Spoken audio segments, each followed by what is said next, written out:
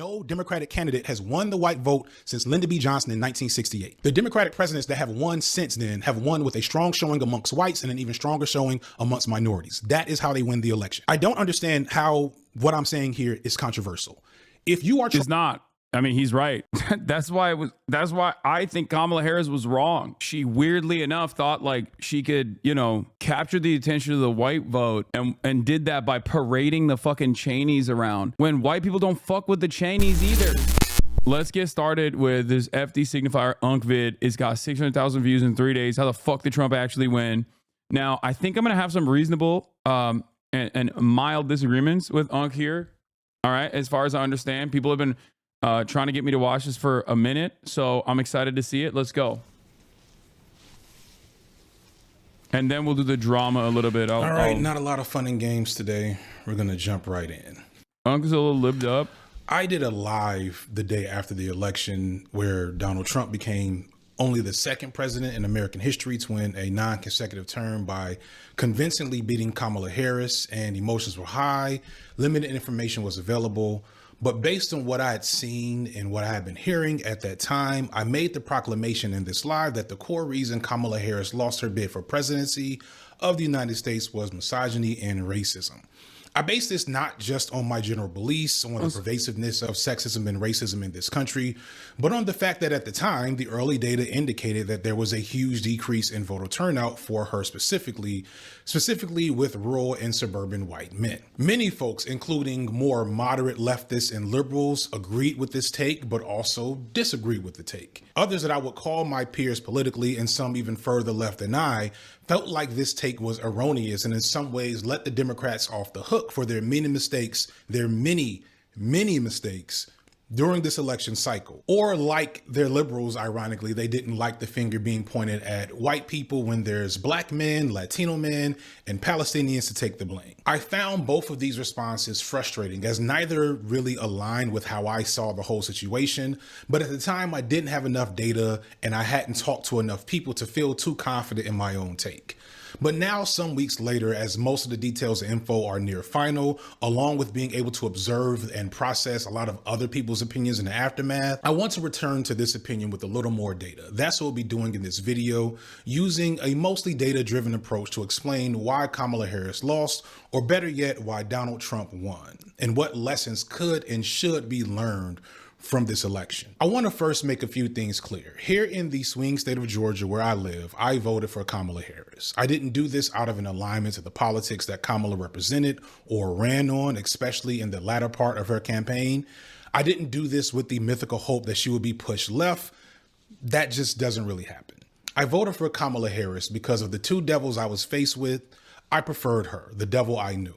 To many, that is unsatisfactory. And to those of you who feel this way, it is what it is. To me, the world is already in a hellscape situation, and I personally find no solace in the individual victory that would have been a protest or third-party vote, nor did I think that it would make a difference, and we'll look at why that's completely true later on. I am not of the mind that a Trump presidency and a Kamala Harris presidency would have been indiscernible from each other. On a grand scale, that's likely true, but at a micro level, at an interpersonal level, and at an immediate level, I think this is demonstrably false, and I don't think anyone who's serious can say that to be a fact across the board. Trump's 4 years as president before were harmful in numerous ways that were unique to him, including his handling of a once-in-a-lifetime pandemic, which was made worse by his incompetence. But I digress. I'm only bringing this up because I also don't want this video to be mistaken as a defense for Kamala Harris or the Democrats. And it's really frustrating that our political discourse on the left has been so atomized and just made into content garbage that people who take nuanced look at these complex issues end up having to be in one camp or another. Like, I'm literally in the moment have done this take like 10 times because I'm trying to find the words to say how frustrating it is to want to have a nuanced conversation around electoralism when there's people that if you don't support Kamala Harris, they don't want to hear anything you want to say, even though there's obvious reasons to not support Kamala Harris. And people that don't support Kamala Harris feel like there's no logical or moral reason to vote for her regardless, as if anything in our political reality is that black and white. But it is what it is. Have you already forgot us, the chat, since you're already the almost mainstream monk? First of all, no. And being quote unquote almost mainstream doesn't change anything. This is where I choose to be. I feel like it's important to continue challenging my more liberal and moderate audience to dispose of the belief that Democrats are on our side. At best, they hold us hostage and force us to be complicit in their failings and atrocities by holding the knife to our throat that is the Republican Party. But I also think the grandstanding and finger wagging, often by people who are least affected by the threat that is the Republican Party, is just as ridiculous, especially when that ideology veers into, I'll just call it magical thinking at this point. But for those who still don't understand why the Democrats are bad, I'll link some other videos that break down their failings in the description. With that out of the way, let's get to it. As of writing with 99% of the vote in nationwide, Kamala Harris has 73,879,941 votes, and Trump has 76,528,802 votes. This ranks second and fourth all time in popular votes for president. And this is with 90 million eligible voters deciding to stay home, which, believe it or not, is typical for non-voters. Usually voter turnout is around 60 to 65%. However, one important detail that we'll come back to a few times is that in 2020, Joe Biden set the record for popular votes with 81 million votes. Yeah, and the reason for that obviously was because of, and this is something that like a lot of people argue for when talking about expanding access, but when you expand voting access, when you make it easier to vote, yeah, more people end up voting. That's it. It's that simple. Important fact to point out here is that Kamala Harris got around 7 million votes less than Joe Biden did back in 2020 nationwide. Now, you might immediately look at that and say this is because Kamala ran a bad campaign and because she campaigned on the wrong things that her base and regular people did not care about. Or you may immediately look and say that Kamala is a victim of sexism and racism because the same people that voted for Biden, whose campaign was exactly like hers, did not vote for her. And I think when you're looking Do you think Biden would have won without COVID? No. I've said that before. No, of course not. No fucking shot. And this doesn't even mean that like Donald Trump was super popular. He was not either. But the lack of examination of the way that most Americans feel about the establishment, what they think the establishment is quite literally the reason why I think the Democrats are always slated to lose.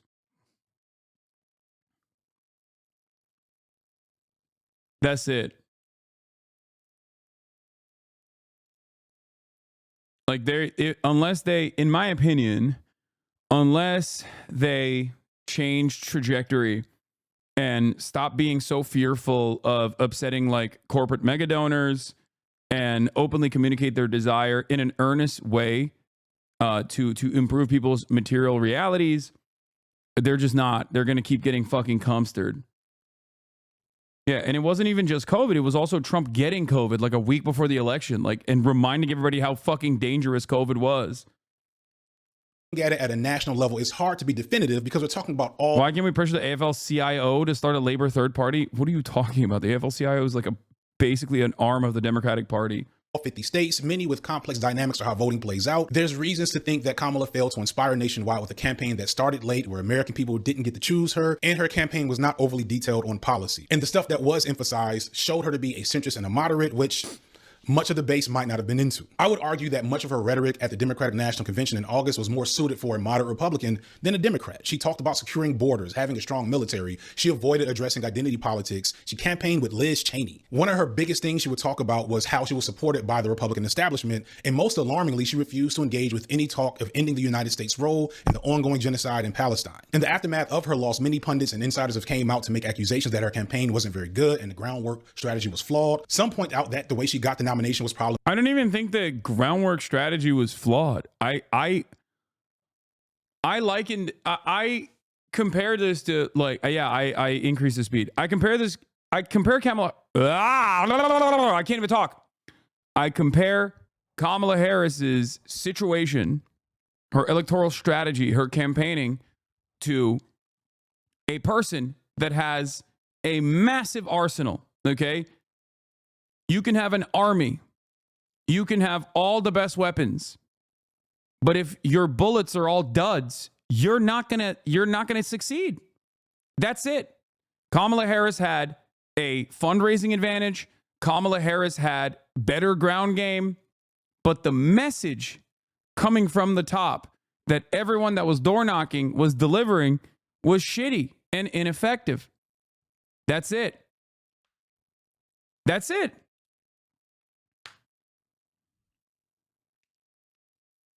You can have an army. You can have all the weapons. But if you're firing blanks, you're not going to win.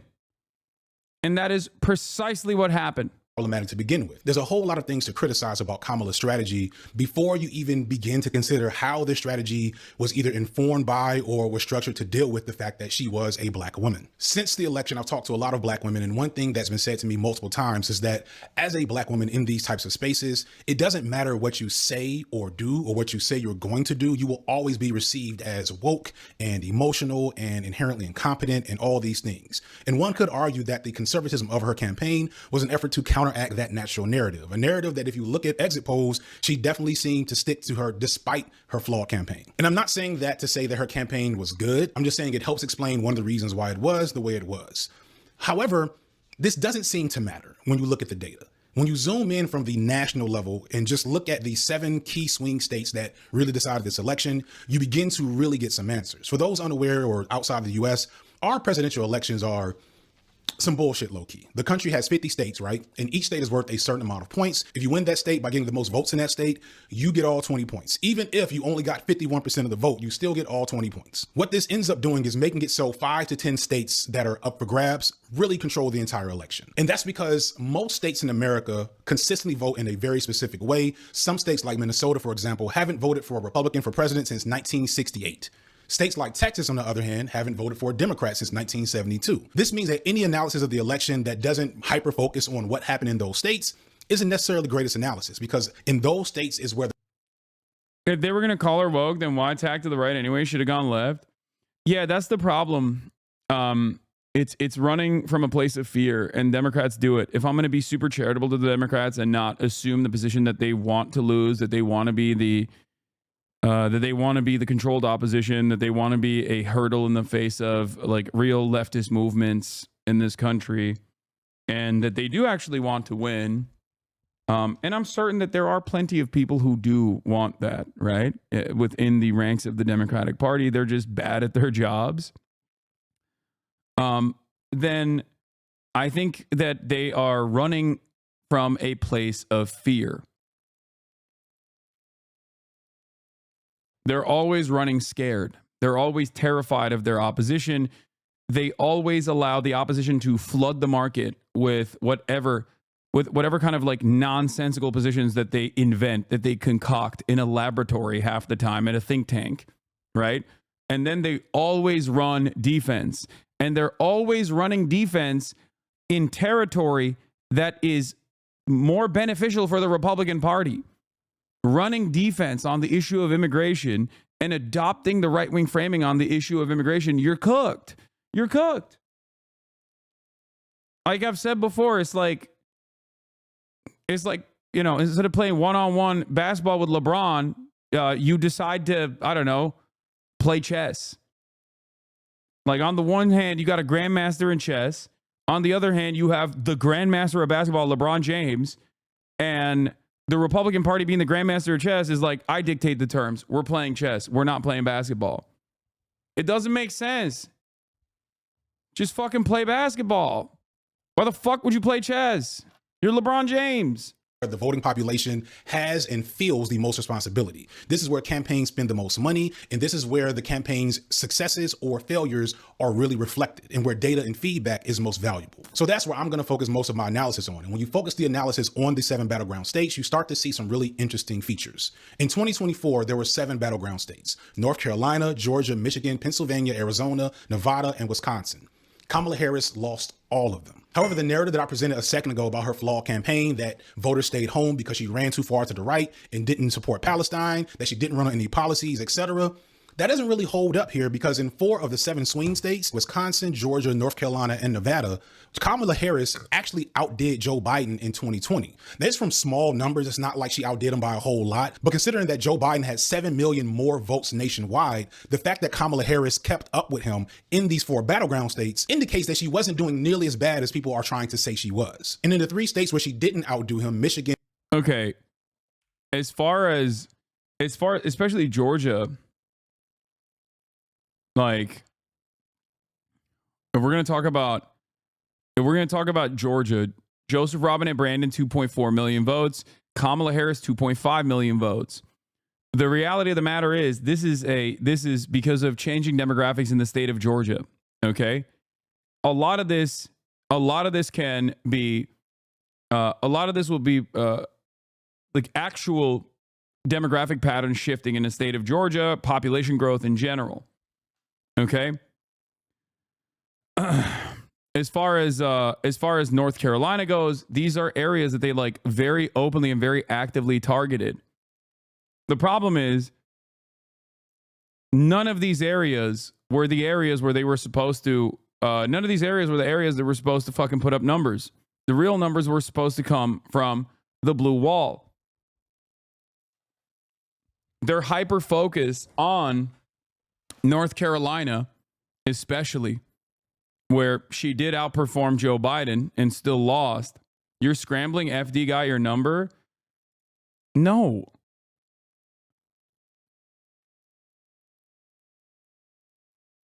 No.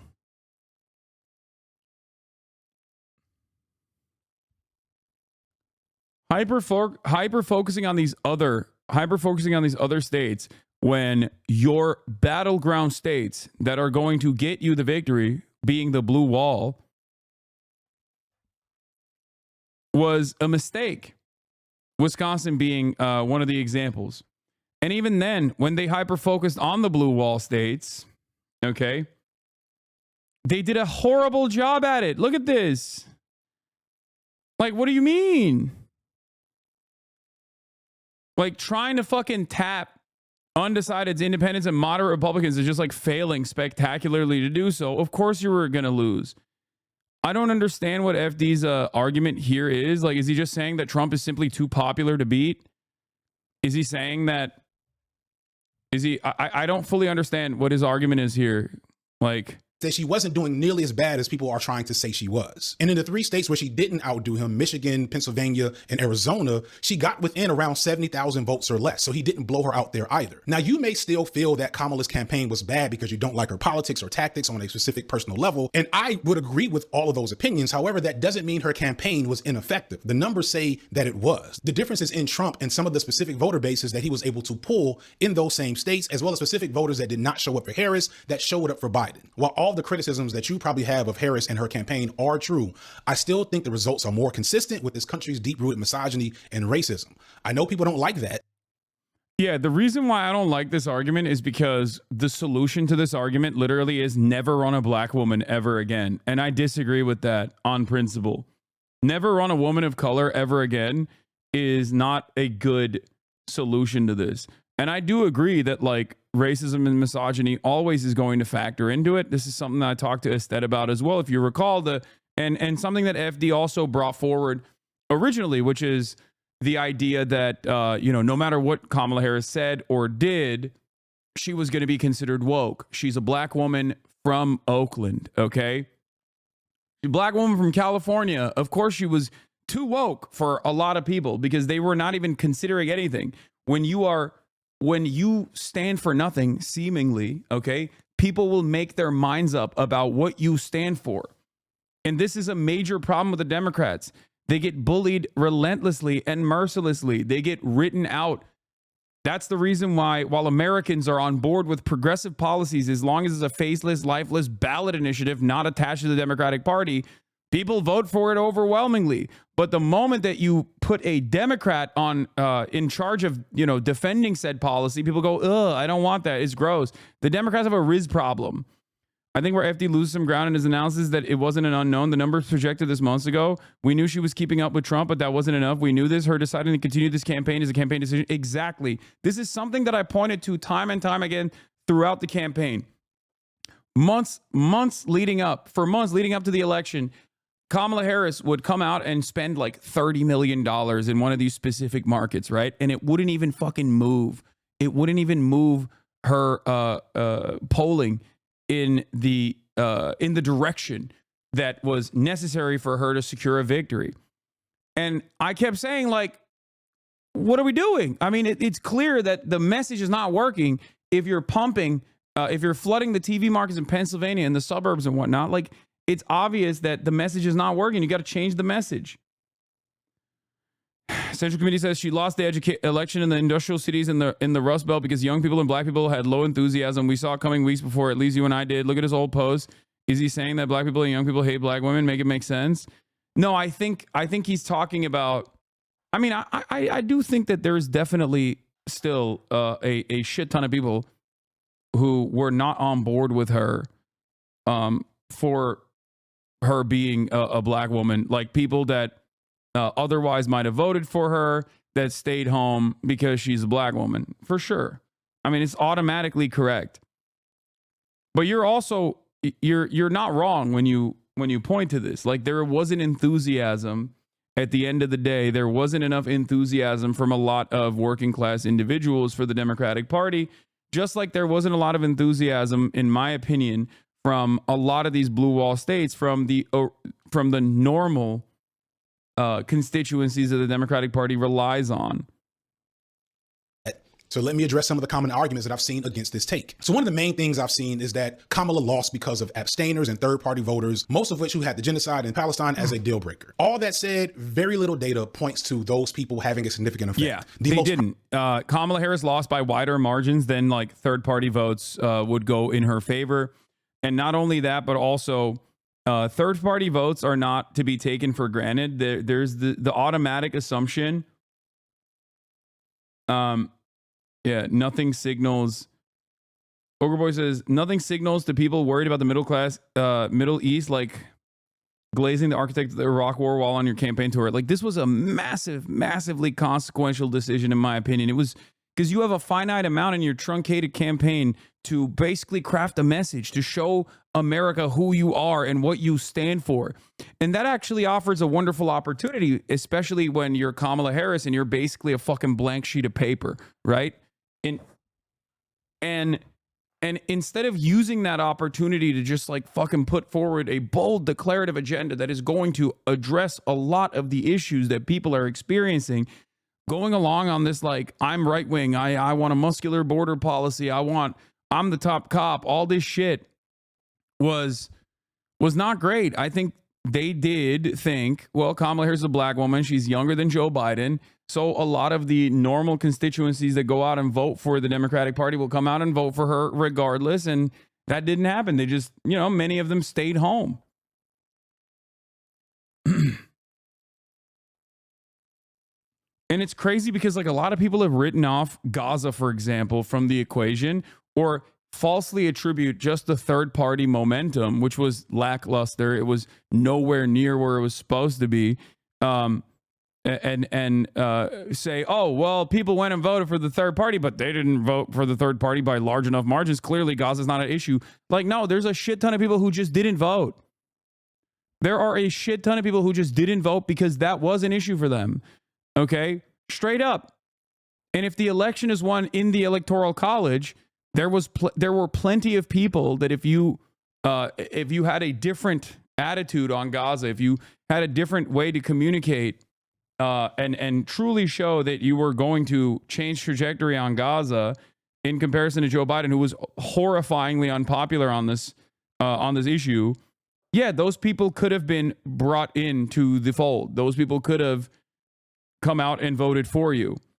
You cast them aside, and that's part of the reason why you lost. It's not the most consequential reason. There's no singular, like, silver bullet here, right? The elections are complicated. There is no one thing like, oh, if you do this and then you win. I don't agree with that. Sometimes I think even in my commentary, people hear parts of my analysis and they agree with it. So they think like, no, this is the singular policy. But whenever I talk about Gaza specifically, whenever I talk about Gaza specifically, I'm referencing the polls that I saw leading up to the election for months. And how many people openly came out and said, like, yo, this is important to me. And it wasn't this like sectarian fight either. It wasn't this sectarian only Arabs or only Muslims care about Gaza shit either. There was a lot of people across the board that I think would have been more enthused to go out and vote for Kamala Harris, at least according to the polls that showed that she would get at least like a 2-point boost in 7 of the swing states, that the 7 of the battleground states. Yeah, there were. This is a HasanAbi head who made this. Here are the 34 polls that show a ceasefire and weapons embargo help Kamala win. Michigan is the blue wall state that swung the most against Harris in this election. It's very clear it had an effect. This is quite frankly an attempt by left liberal progressives that told you to just vote for Harris for harm reduction, trying to pretend that it wasn't a bad strategy to win. If Harris had separated herself from Biden on Gaza and other issues, she would have been more likely to win. I agree. I think she always had a tough road ahead. She had a truncated campaign. She was attached to the hip to a historically unpopular incumbent. You are not going to fucking win an election like that. It's very difficult. It's an uphill battle no matter what. She's running for president in a country that is historically misogynistic and racist, running against a guy who is also misogynistic and racist himself. So all of these are issues, but just like when I tell a short man or an incel that they need to swing they need to recognize the issues that they have in the dating marketplace and work against those weaknesses, the structural hurdles that are placed upon them. I'm telling the Kamala Harris campaign this entire time, these are the realities that you are aware of. Work against them. Okay? Just be taller or you're an incel? No. The dichotomy is short king or a manlet. You never want to be a manlet. You always want to be a short king. There are plenty of short kings out there. The difference is confidence. The difference is the way you carry yourself. I'm not, I love my short kings. You know this. As a tall lit, I am an advocate for the taller side, okay? People like me have had it far too good for far too long. All right? I'm a class traitor for the talls. Against the talls. The Taliban? I'm a height trader. Yep, I am. But yeah, when you don't have a lot of leeway and you know that the deck is stacked against you, you can't be making mistakes. And their whole campaign was a fucking mistake.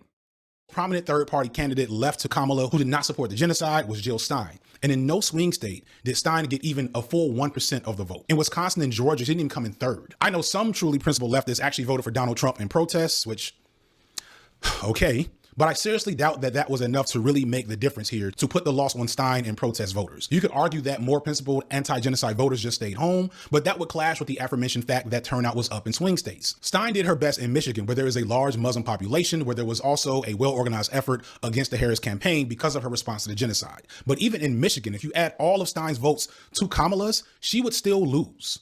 This is important to point out for a few reasons, but for the moment, I really wanted to sink in with liberals and moderates who have went full mask off online with their vitriol towards the people of Palestine and the anti-genocide movement. In the days and weeks after the election, many on social media pointed at Palestinians and their supporters as the cause of Harris's loss, and it was gross and abhorrent to witness. People posted videos of them going to Starbucks, which, by the way, Starbucks was never actually involved in any boycott related to Palestine. That's just a significant marker of how uninformed a lot of us are online, myself included. But regardless of whether or not Starbucks was a part of the anti-Palestine movement, the fact that people were going there explicitly to spite Palestinians, that shit is whack. That shit is fucked up. All you should be ashamed of yourselves. People argued, well, these folks are just angry and they should be allowed to vent their anger and express their emotions without being judged. And sure, maybe, but in that regard, where is that same empathy for Palestinians who are actively being bombed right now? Of all the things that came out of the election, this was the most disappointing to me because I genuinely expected better And in some situations, I don't know why I did. But I'll come back to this. Another thing that people point out is that certain progressive ballot measures won in states that Kamala lost. For example, in Arizona and Nevada, they established a state right to abortion. This even won in the deep red state of Missouri. And in these particular situations, progressive ballot measures won big time, sometimes getting more votes than Trump and Harris in a particular state. So this would be a good argument against the misogyny and racism issue if you don't actually understand the difference between progressive politics and progressive policies. Many people will point out that progressive policies like universal health care, gun control, abortion, all tend to be popular issues that most of the nation agrees upon. The problem there is how these issues are seen, if they're connected to or in any way can be seen as supporting of. Yeah, this is my, you know, this is a certified HasanAbi take as well. Okay. I always say this.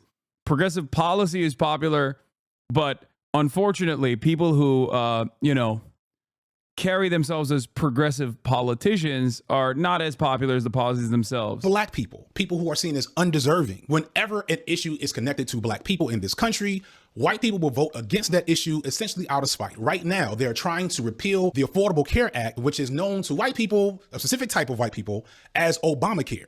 These are people that will literally lose their health care if Obamacare is repealed, but because it has the name Obama on it, they do not care, or they don't care enough to actually know what will happen to them. And we've seen this historically in America. The easiest example comes from the history of programs such as the New Deal or the GI Bill. Both of these programs provided massive subsidies, social welfare, and handouts to predominantly white people across the country, enabling the largest growth of the middle class in modern history, but only for white people, as both of these programs were greatly impossible to access for African Americans. And when people started even hinting at the idea that African Americans should start to benefit from these programs, public opinion on these programs changed. People started looking at them as welfare and handouts to the undeserving. And all these programs saw drastic cuts in subsequent years. White Americans were fine with cutting off their own well-being if it meant that black Americans were cut off too. There's an old saying that a white man will shit in his own pants just to make a black man smell it.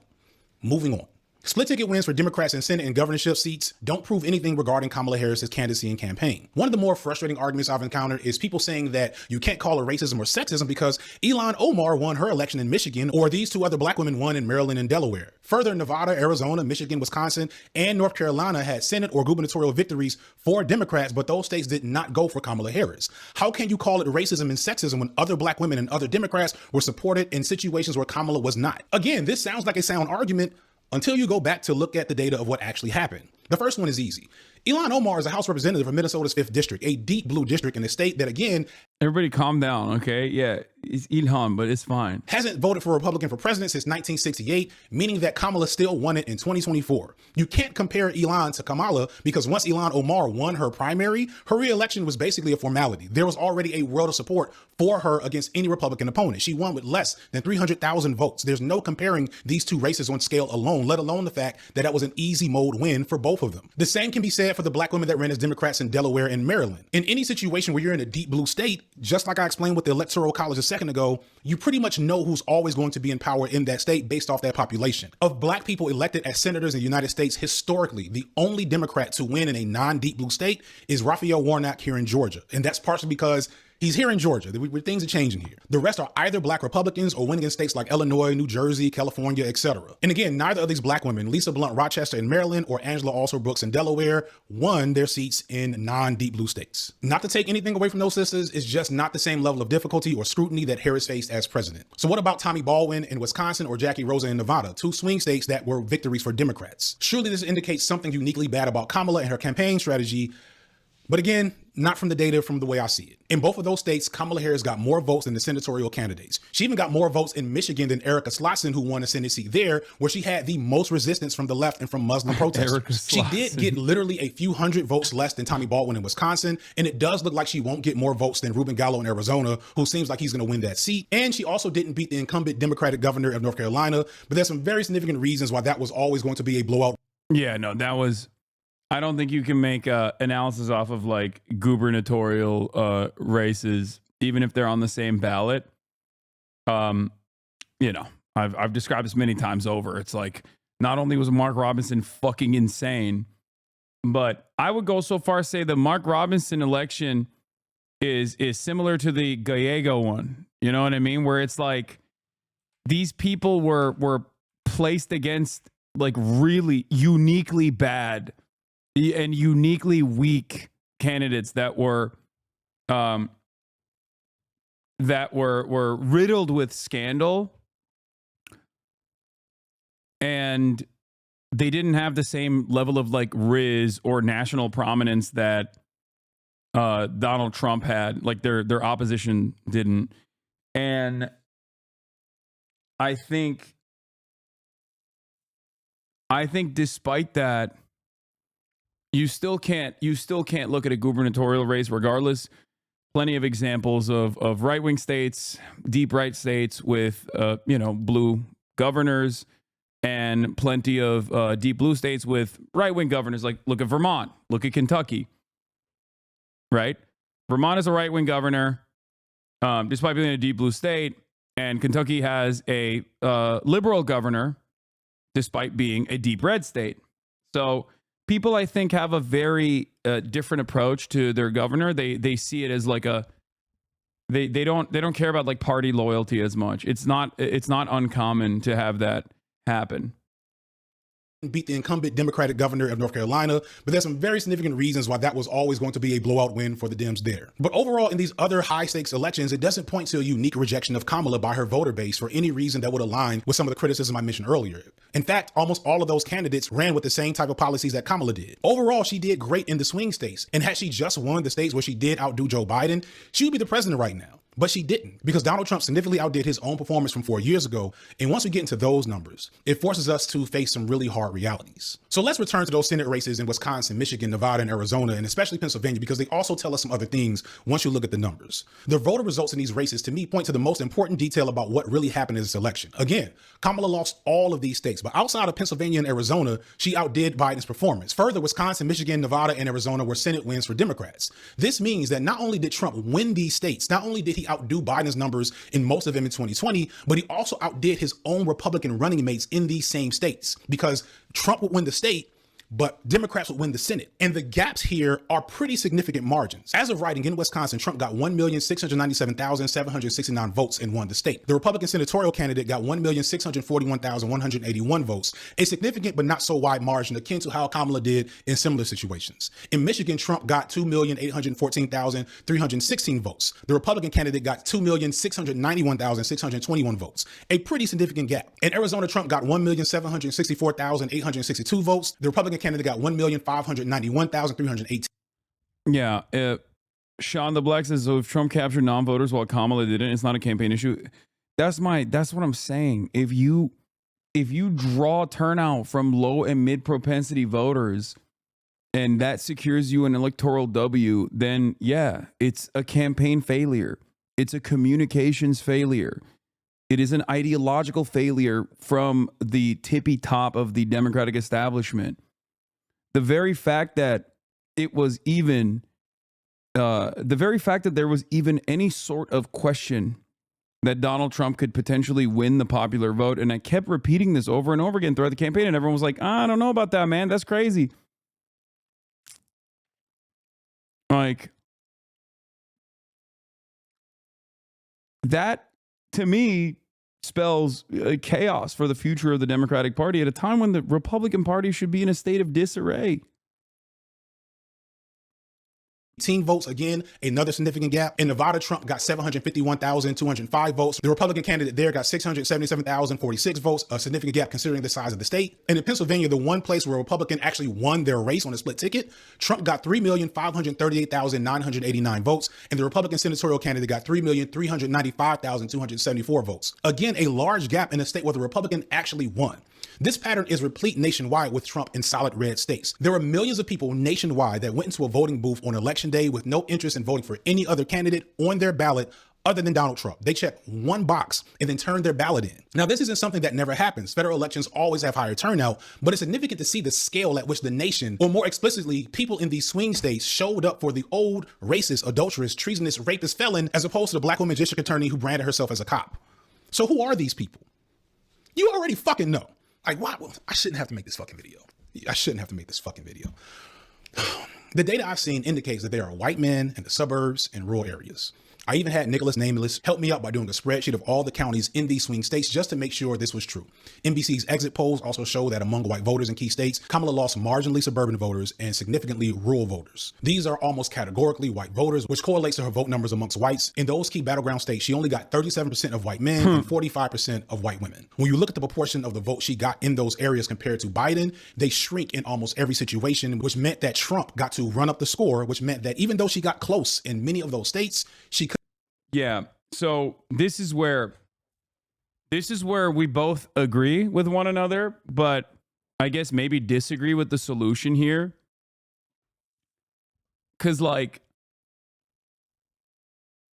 we agree that yes, white men, not exactly the best politics, right? Especially if their educational attainment is is at a high school level, right?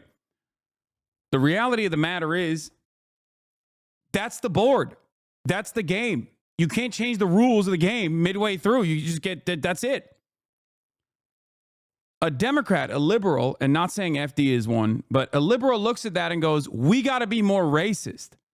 I look at that and go, we got to offer them shit. Okay? One side is at least recognizing the anger and frustration that they have and constantly pulling on it and saying, you're mad because black people have a seat at the table. You're mad because trans people exist. You're mad because the Democrats only care about these people. Okay? And the Democrats look to that and turn around and say, yeah, they're kind of right, actually. Oopsie, we got caught. We do care a lot about trans people, but no, we don't anymore. I promise. Okay? I promise we don't care about these people any longer. And it's like, that doesn't change anything. The Republicans already dominate that space. They already have captured their attention. They've already fucking used their anger and weaponized it against minorities. That's why they keep winning over these people.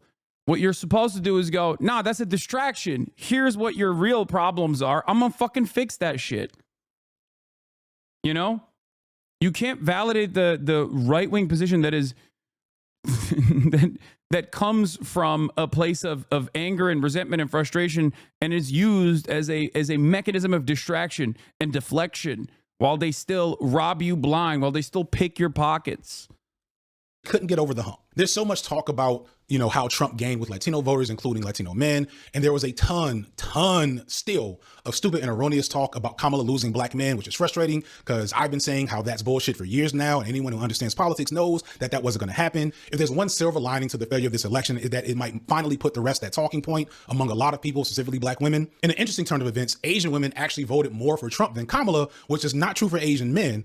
I'll let you come up with your own conclusions there, or maybe don't bother. Don't bother to even bother the Asian women or the Latino men or the black men. Do not waste your time. Because at the end of the day, white people make up 75% of America's electorate. And no Democratic candidate has won the white vote since Lyndon B. Johnson in 1968. The Democratic presidents that have won since then have won with a strong showing amongst whites and an even stronger showing amongst minorities. That is how they win the election. It's never the will of the white people of this country to allow a Democrat to be president, not in the last almost 60 years. I don't understand how what I'm saying here is controversial.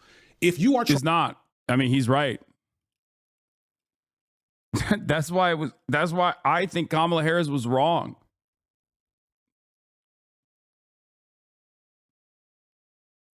I think the reason why I think Kamala Harris was wrong was because she weirdly enough thought like she could, capture the attention of the white vote for some fucking odd reason.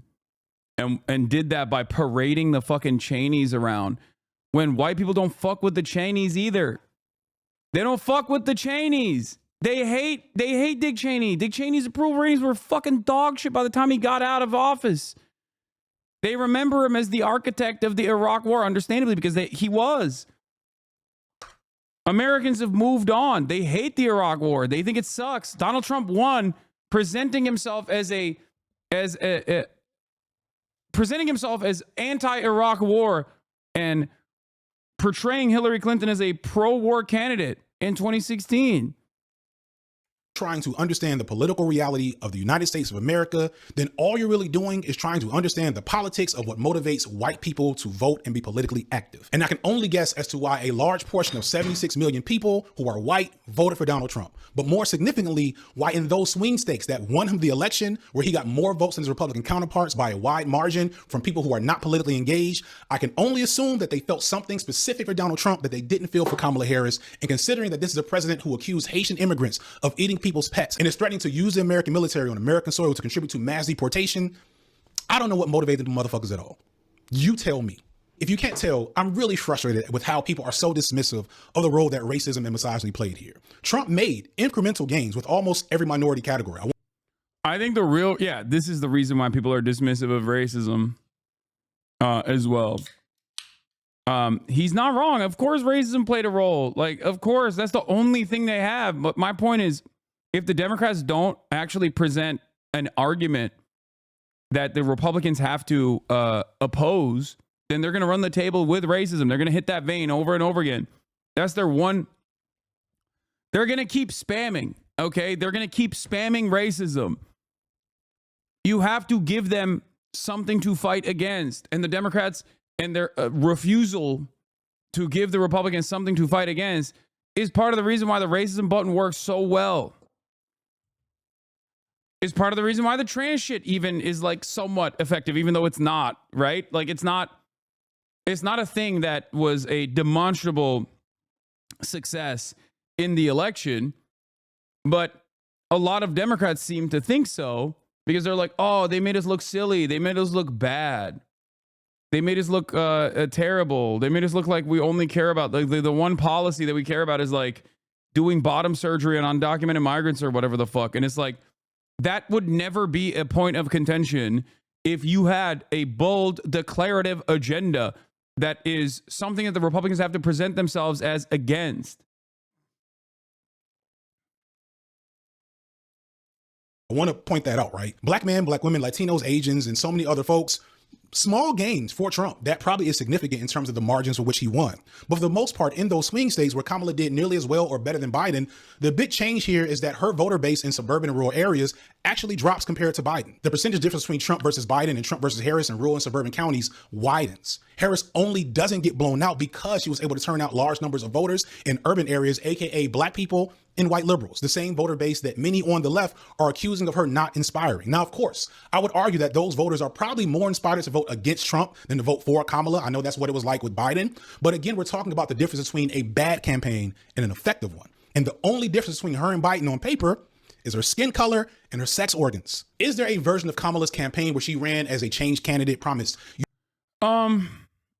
I don't even fully agree with this. Like, she had benefits on that front too. She was younger than Biden. So I think like, while yes, her being a black woman as opposed to Biden being a white man, was definitely consequential, but her being younger and more vibrant and able to communicate was a benefit. Also, Biden would have lost harder than Kamala Harris. Age doesn't matter as much. No, with Biden, it did. It became the only thing that mattered, I think. Universal health care and to save the environment and give stimulus packages to workers that wins her the election? Maybe. I doubt it, but maybe. But when you look at the exit poll data, 92% of voters that voted for Trump said Kamala was too extreme as a leftist. They called her a communist even as she ran a center-right campaign. It's because, once again, if you have no North Star that you can point to in terms of easily identifiable policies, okay, bold, universal policies, then you can be made a mockery. You can turn into a clown by your opposition. This is a major problem with the Democratic Party's attitude whenever they run scared. That's it. That's it. Oh, Kamala Harris is a communist. She's too fucking radical or whatever. Okay. Missouri voted to increase minimum wage by to $15 an hour, and emergency leave, or paid emergency, paid family leave. Missouri also voted to enshrine abortion protections in their state constitution. And then they went and voted for Donald Trump. How the fuck does that work? How does that work? The notion that like America is like unimaginably conservative is silly. It's just they hate the Democratic Party because the Democratic Party are not good at associating themselves with specific policies that are popular. They're too afraid of saying, this is what we stand for. Okay? Universality works. One of Kamala Harris's most successful policies was one that she kind of dropped after the Tony West change in the campaign. And Mark Cuban started showing his fucking ugly ass face around the campaign over and over again, talking about how great it is that Kamala Harris is going to be great for the fucking billionaires and whatever, and great for the economy. And that was price gougers. She says she's going to go after price gougers. That shit was sitting at 83%. When it first got unveiled, it was at like 79% approval rating. And after a month of attacks from the Republican Party saying it's Venezuela, saying it's bad, that shit was sitting at 83%. And the Democrats were like, never mind. We're just not going to touch this, actually. This is terrible. This is too good for us. We shouldn't keep pushing that. How do you make this? How do you look at this and go, yeah, this wasn't the mistake of the Democratic Party? You know?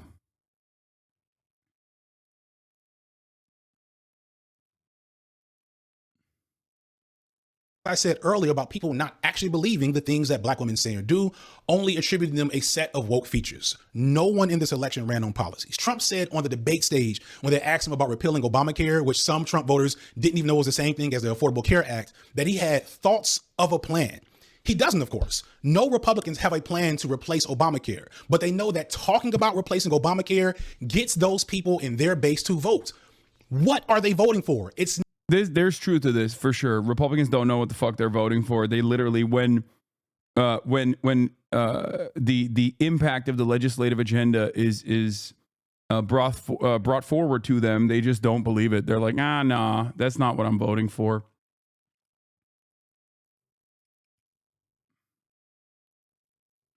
Yeah.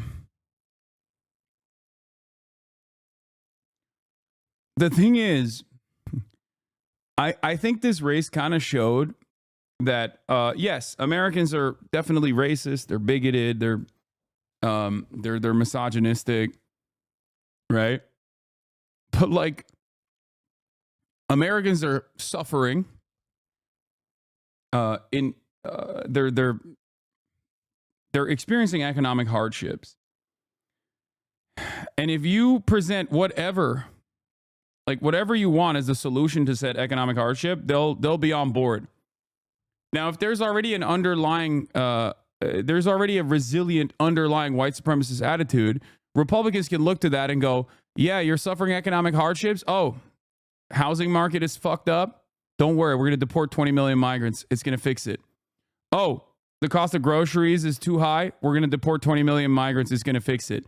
Nobody even asked the second question of like how that's going to actually solve the problem, but it doesn't even matter. They just say we're going to deport 20 million migrants and it's going to fix it. They attach right-wing, white nativist, anti-immigrant policies and the fear of the other to the economic problems that people are facing. If the Democrats turn around and have no answer for that, if they don't run around and say, hey, listen, this deportation shit is actually ass. Like, what the fuck are you talking about? These are your neighbors. We're going to humanize them and actively campaign year round, okay, against this very obvious thing that the Republicans are going to spam over and over again. It's not like they didn't communicate that they were anti-migrant and Democrats got caught with their pants down. They knew that this is the one thing that they're going to constantly hit on because they never stopped hitting on it. If the Democrats had actually said, like, no, we see you, we hear you, prices are fucked up, we're going to fix it, We're going to fix it by going after price gougers. We're going to use the federal regulatory bodies to go after fucking price gougers, to go after corporations and the billionaires and the wealthy that have fucked you over time and time again. I think that that message would resonate with voters. Okay? It has resonated with voters. That's part of the reason why a lot of these cynical assholes in the Republican Party are now shifting in the direction of slight populism. Okay? They do that fake kind of left-wing populism, but in reality, they don't give a shit. But Kamala Harris was like, no, this is the opportunity economy. We're going to give startups $50,000 in tax cuts. It's like, I felt like I was losing my mind.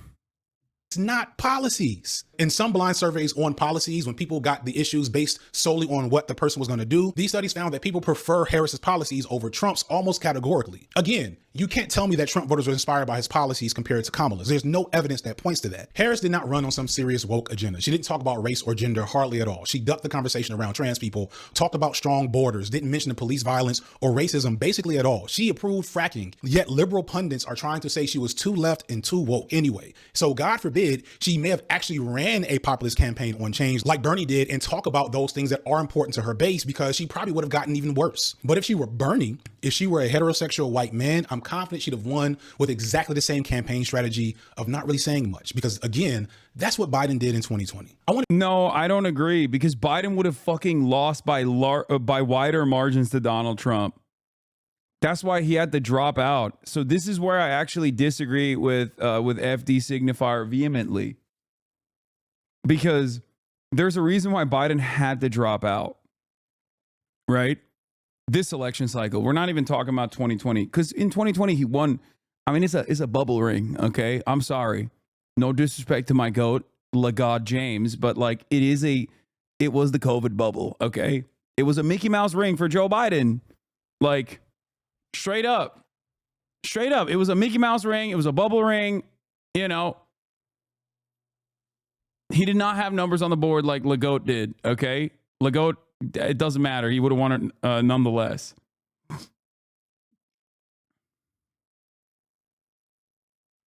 Yeah. The internal polling was looking like Biden was going to lose New York. Okay. It's not even a thing. Like, it's not even. Oh, I mean, this doesn't make any sense. I want to be clear. I'm not saying that racism and misogyny are the only reason she lost. When you look at the info that we have, you recognize that she lost white voters, that many white voters stayed home, and that she did well in swing states despite not having policies, and that hundreds of thousands of voters showed up in swing states explicitly to vote for Donald Trump, who also didn't have policies. She even won independents. I was surprised at that. That was something that was not true early on in the election data, but in the aftermath of the election, she won independent voters. But those people that wanted what Donald Trump was selling, they came through for him, and they didn't come through for Kamala. I'm a researcher by trade, but I'm not a quantitative guy. I didn't do the most rigorous analysis here. I didn't run any regression tables. I welcome those of you who have that skill set to come and look at what I've looked at and come to your own conclusion. I hope that I'm wrong, to be honest. I wish we lived in a world where American voters cared so much about Palestine that they stayed home. I wish we had a voting population in this country that cared so much about policy details that they weren't inspired to vote for a candidate who provided none. But nothing in the data points to this. And I think we on the left need to get that through our skulls. Considering everything I've shown you here, I'm genuinely asking you in the comments, please, for my own sake, for everyone's sake, find a better explanation than racism and misogyny that actually makes sense. I'm begging you to prove me wrong with something more than willful ignorance and vibes, because the data points. I mean, it's dog shit policies. Like, I think Kamala Harris is not a particularly charismatic individual. And I think on top of, you either have to have like, you know, ultra instinct charisma to make it work and to be able to like make shitty third way neoliberalism come across sexy, which is very difficult to begin with. Or you have to be like, Bernie Sanders is not a particularly charismatic individual at all, but he's earnest. He's able to communicate honesty, right? And on top of that, he has great policies, popular policies. Kamala Harris had neither. She was not particularly charismatic. And on top of that, she was running the most dog shit third way neoliberalism agenda. Nah, Bernie is super charismatic. It's the accent. Yeah, okay, you're out of your mind.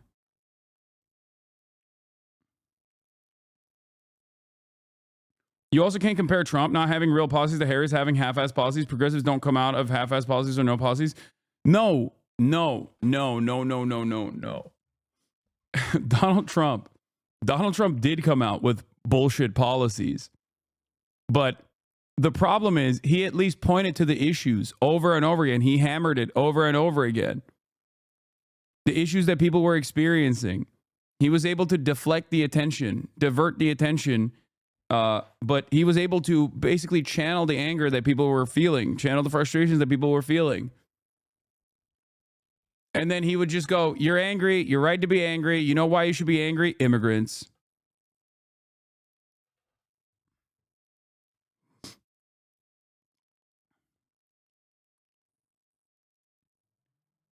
What is this? One Dime had a take on this.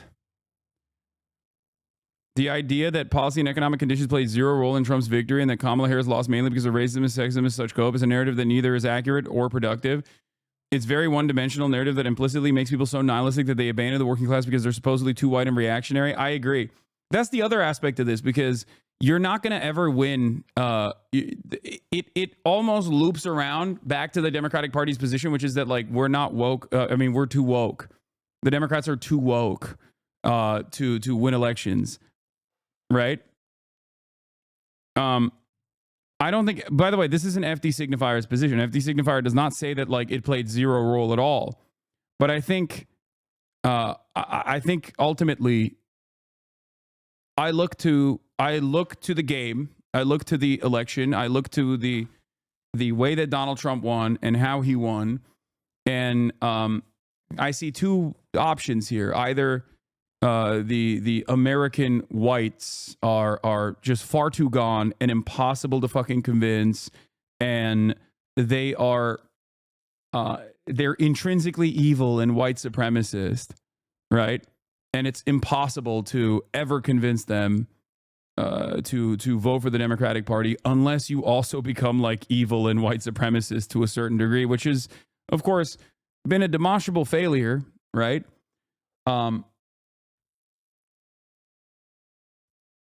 Or you have to try something different. Try something that the Democrats haven't really done, which is go out and push for bold, universal policies that help,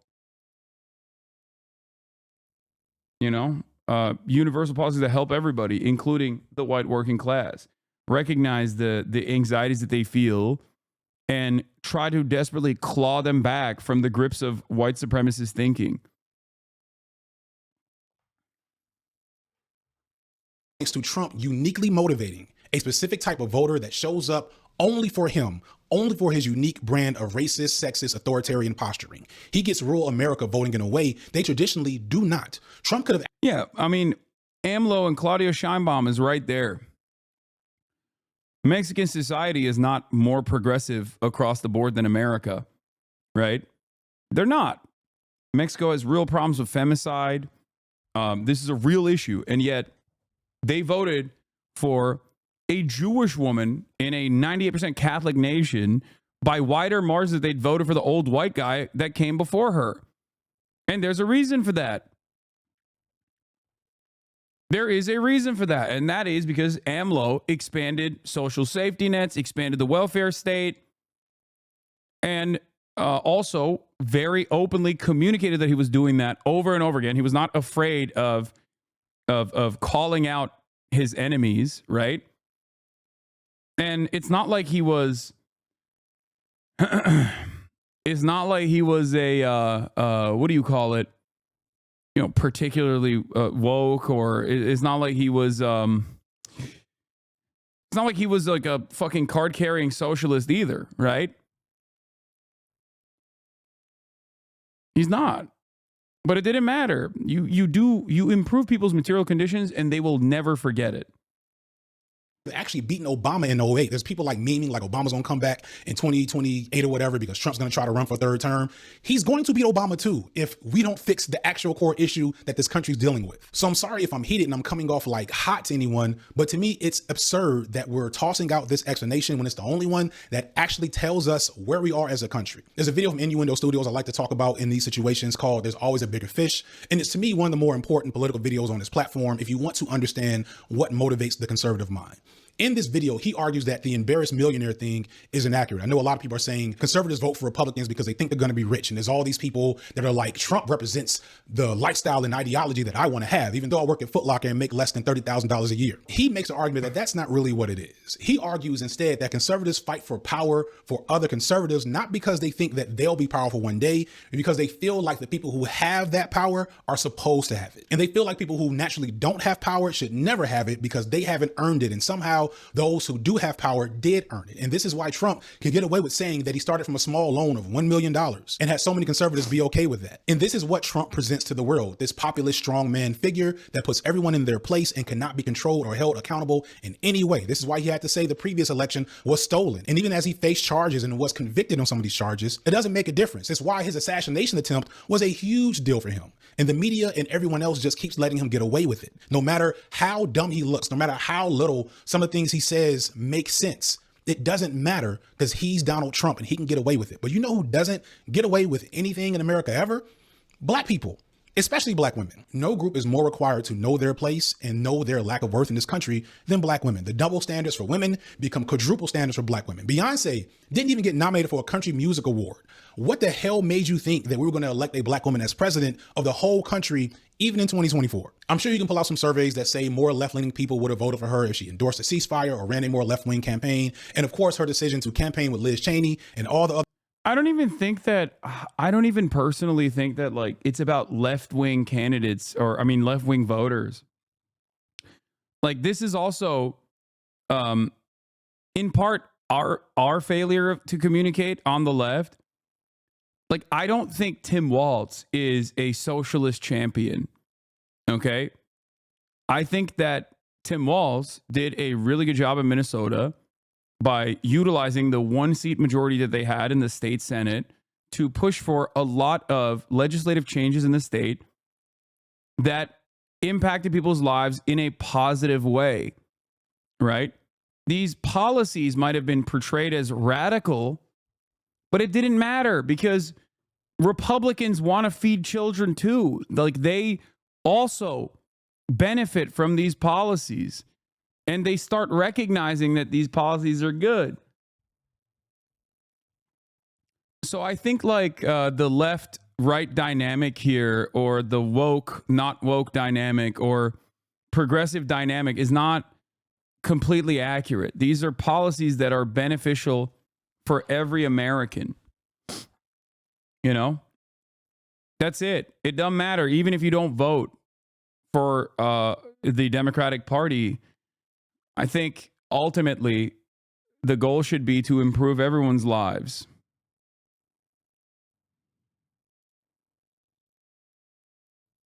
If he's conceding that she never could have won, why isn't he way more pissed that she was a candidate to begin with? I think there's like somewhat of a stink associated with progressivism. That's the other side of this. Like a lot of people consider it to be a lot of people consider it to be like a electoral anvil on people's necks, because most people don't understand it. They think it's like tied to liberalism.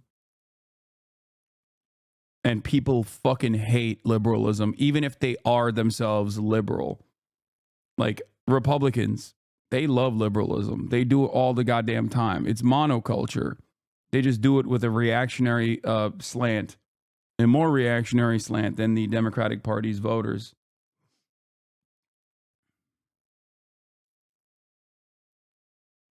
Other bullshit wasn't good. And I want to again be clear. Kamala wasn't that great of a candidate to begin with. In 2020, she was the first candidate to drop out. Do y'all remember that? For 4 years as vice president, she didn't do much to impress or inspire. And if the Democrats had a primary this time around, she probably would have lost to Amy Klobuchar or her own running mate, Tim Walz, or likely the next Democratic winner, if you want to put money on it, the American Psycho himself, Gavin Newsom. All of this is true. I think Gavin Newsom gets cumstered. I mean, it entirely depends. I think if the Democratic Party still go for like a Pete Buttigieg or a Gavin Newsom or a Josh Shapiro, especially Gavin Newsom, oh my God. I think if they do any of these guys, okay, but especially Gavin Newsom with that California stink on him too, unless the Republican Party has a direct line of lineage, like a successor, that they somehow they somehow develop. And I don't know if that's JD Vance, honestly, because he's patently unlikable. I don't know. Like the Republican, make no mistake, there is a holistic problem with the Republican Party as well. They're relying on Donald Trump's telegenic riz far too much. They tried to put an establishment figure that represented Trumpian politics and failed spectacularly. Ron DeSantis, right? They are kind of in their Obama era right now. In the same way that the Democratic Party was in its Obama wave from 2008 onward, and were never really able to recreate that same charisma. And that's part of the reason why they keep losing. I think the Republican Party is going to experience a similar problem unless they find like a way out of this.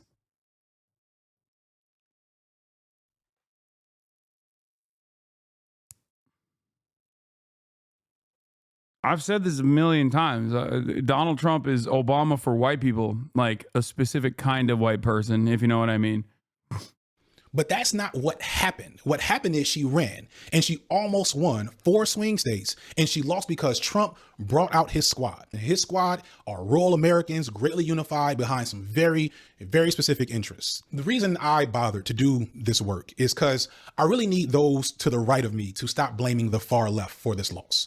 The numbers show we didn't do much. You're showing your own true colors with the way you're responding to this loss. You're proving everything we say about you to be true by pointing the finger at Palestinians, Latinos, and black men instead of some of your own cousins and husbands who have the real. What is going on in this screen here, bro? Academics crashes out on Kendrick Lamar on stream. What is this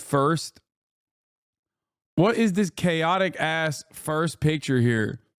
Kamala Harris, Kendrick Lamar, Donald Trump, me in a dress, Destiny. What the fuck is this? What the fuck's this man looking at?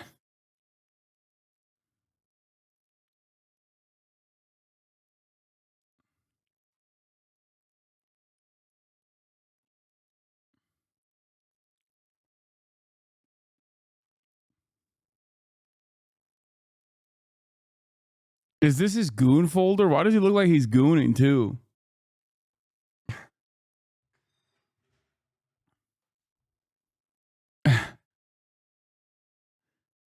He's like, oops, my goon folder leaked.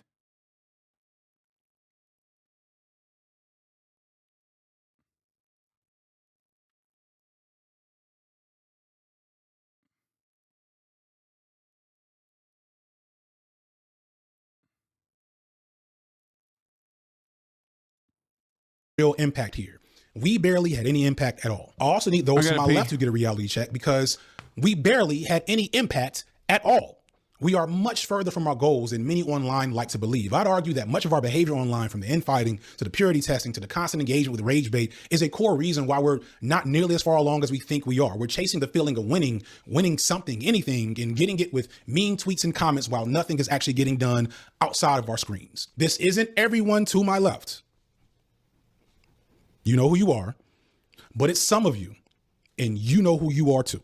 This election's results are beholding to the same massive forces that American politics have always been beholden to. White supremacist patriarchy in its varied and most subtle forms. Again, if you don't see the role that racism and misogyny played in this situation, I invite you to present your best argument in the comments. But then after that, tell me what you're doing next.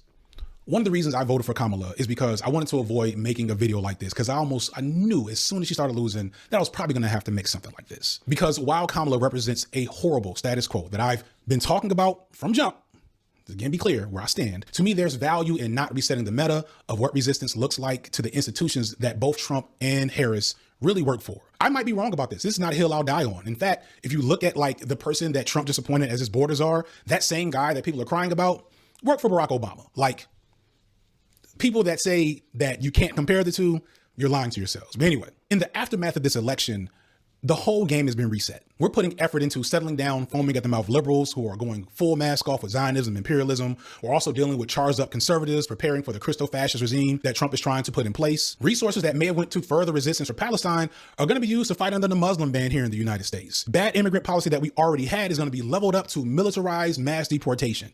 And this isn't even getting into the drastic changes that will likely face LGBTQ people and especially trans people going forward. And I'm not saying all this to prepare for a future I told you so, because at the end of the day, Kamala and the Democratic Party deserve exactly what they get. They are bad for all the reasons we know them to be bad. And all the things we're complaining about are exactly why they're bad. So they deserve it, but we don't.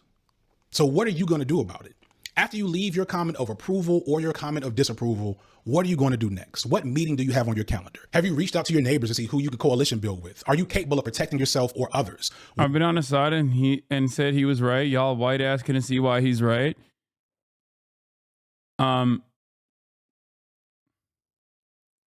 Isn't this just blaming everyone except liberals? I mean, he's blaming the Democratic Party, I think. Like the only issue I had with it was that go back, he soft calls you out. I think the only issue I had with his analysis was when he was talking about like Joe Biden would have won almost, like, or Joe Biden would have performed better than Kamala Harris, but like that wasn't correct. I think Joe Biden had to drop out because he was spectacularly bad because how old he was. And not only that, but also I just don't I mean, I think that it was bad campaigning overall, which I don't even think FD disagrees with. Like, I don't think FD disagrees with the fact that like policies played a role. I think I guess the disagreements that we kind of have are like how much of a factor Kamala's race and sex plays. I do think that it certainly played a role, of course. But I think that you can overcome those odds, and a good politician should be able to overcome those odds. And the only way to overcome those odds is with charisma. And more importantly than that is with good policies.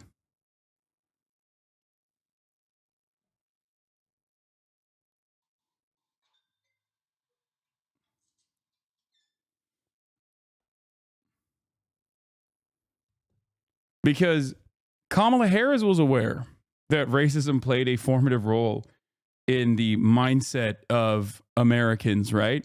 That's why she never did that Hillary Clinton style, like, I'm a woman and you have to vote for me shit. You know what I mean? She knew. And maybe even focused a little bit too much on the whites in the suburbs because of that, where she was like, oh, well, it's because I'm a black woman, they're never going to like me, so I have to do my very best to like get them to like me so that we can win.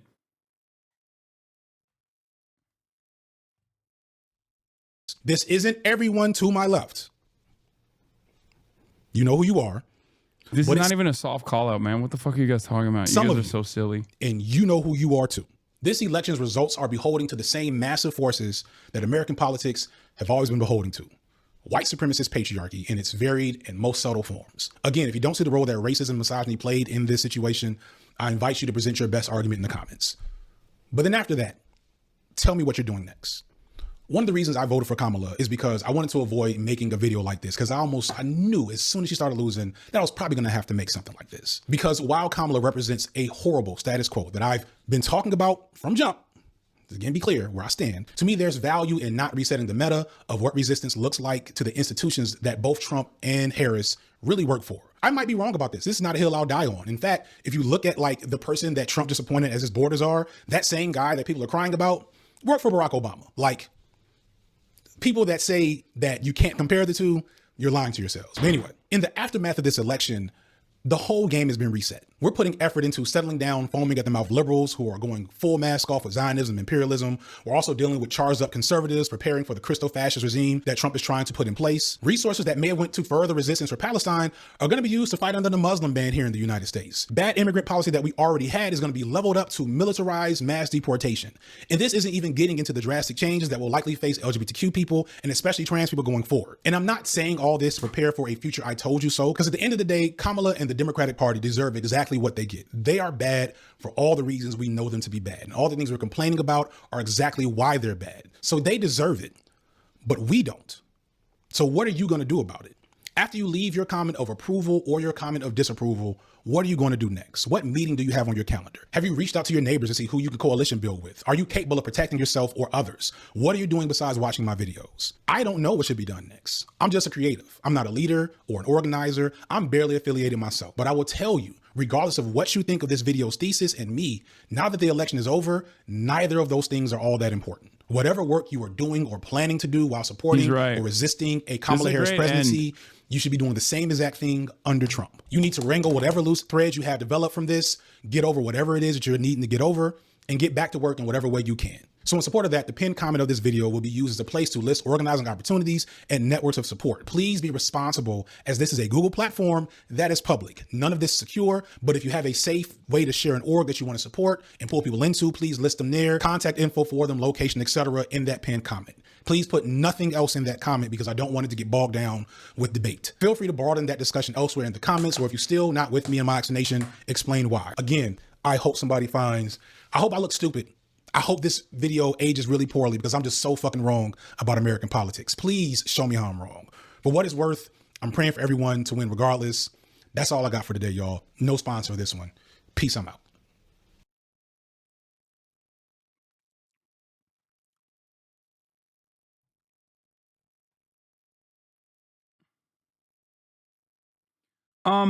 I agree with F.D Signifier that that racism plays a major role in this stuff in elections.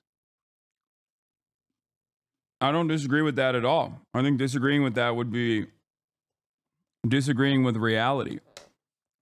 I just think that the way to overcome bigotry, the intersectionality of bigotry, you have to have a fucking universal, bold agenda of change that addresses with honesty and earnesty the many problems that, white working class Americans as well as Americans of every background are experiencing. This is why I always stress the importance of universality, because I'm always like, listen, like, black people are not magical, mystical beings. Trans people are not magical, mystical beings that are not that are not impacted by market conditions,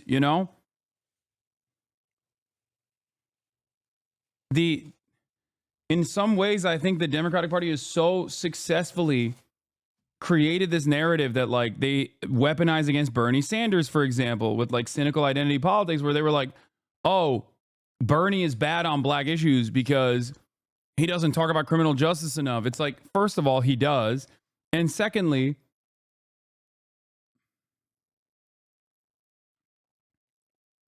not only does Bernie talk about that, but he also talks about other issues that are other issues that are genuinely impactful for everyone. Like when Bernie's talking about universal health care, if black people are disproportionately fucked over by the current healthcare system, given the economic conditions that black people are facing in this country, then universal health care helps black people too. It disproportionately helps black people, as a matter of fact. That's it. As long as you're not fucking running around and being like, yeah, no, we're going to do universal health care except for black people, in the way that like FDR carved out, specific subsects of the American working class in the New Deal era, in the OG New Deal. As long as you don't do that, then it's great. And Democrats have cynically countered against that position, have cynically painted themselves as like, no, you can only be woke and an advocate for social justice if you're like if you're channeling hyper specific campaign promises.